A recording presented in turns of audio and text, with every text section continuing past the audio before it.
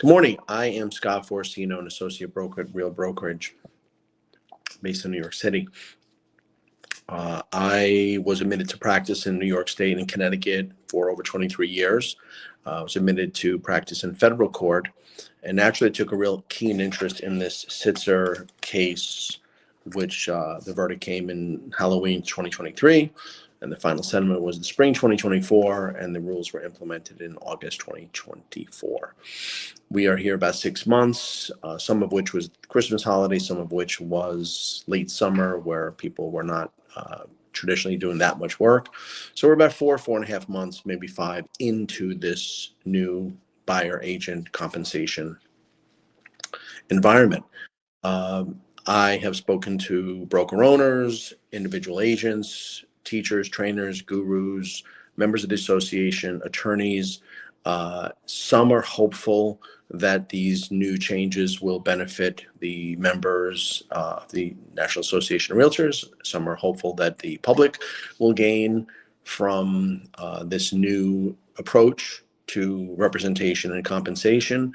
Many others are unaware of the changes and the rules and the requirements, and thus I believe they're incapable, and some are unwilling and some are in denial. And if you read some of the social media posts, it looks very much to me like people are unwilling to embrace the new norm, convey their value, convey why we're in this opportunistic position, and seem to just want to hearken back to the old ways, which I remind all were illegal. People don't like that word, or the fact that the court of law found the National Association of Realtors liable for price fixing, antitrust federal law violations, collusion, and artificial inflation of prices, which prejudices both parties, sellers and buyers.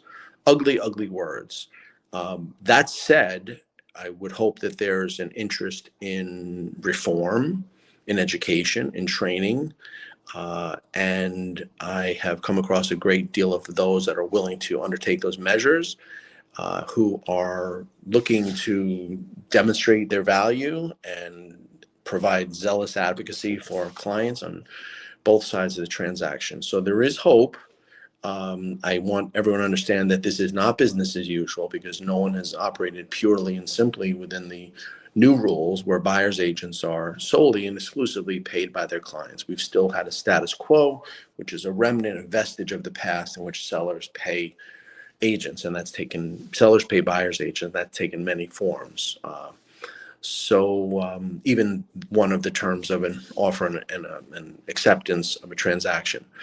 We are looking at a change based on a few reasons, based on the follow-up on the lawsuit, based on maintenance and monitoring of the performance. And under new administration, the Department of Justice has made it very clear they don't love the buyer's agreement for various reasons. They don't want anything but complete decoupling of agents' commissions. That means each party pays their own. They don't look across the contract for any assistance or help. So let's get ready. It's now February 6, 2025. I believe many more developments are on the short horizon into this. Once we enter into right now the spring market, once spring becomes summer, we'll have a real good read as to how these initial phases played out. The new rules for buyer agent compensation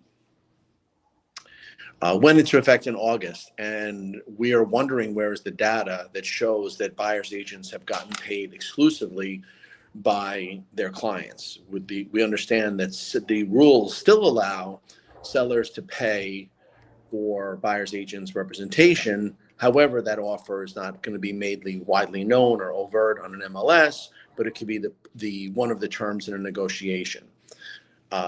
And that's been prevailing. We wonder if there'll be a movement where sellers say, I don't want to pay that amount under any circumstances, because buyers can go directly to my own broker. Or let's say a seller wants to maximize their profit. So if and when sellers, wake up, or if and when a bank or a broker decides to jump in the market and never offer compensation, if and when the Department of Justice says, listen, we want our way. We want to decouple the commissions. We want never the seller to pay for buyer's agent compensation. And also, we have a case where the terms of the settlement were established, and we don't know what has been complied with.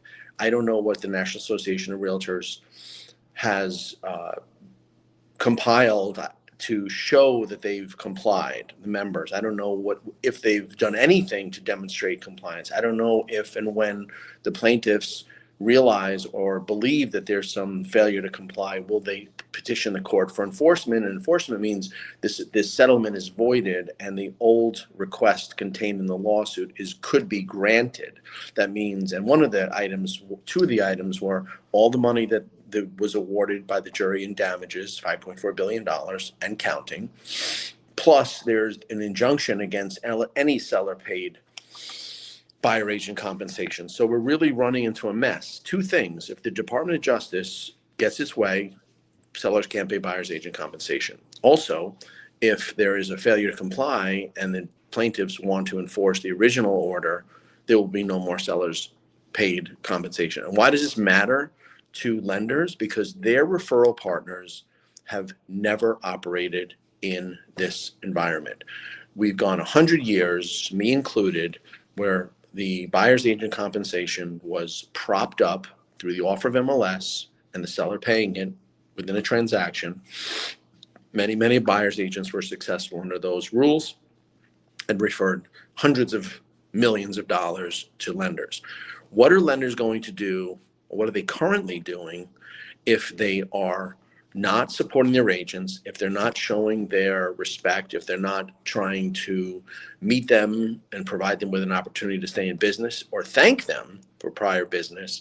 What are lenders doing? It's my belief that they're doing nothing because they haven't heard there's a problem. And I'm telling you, there are two potential problems with the government saying no more seller paid buyer agent compensation.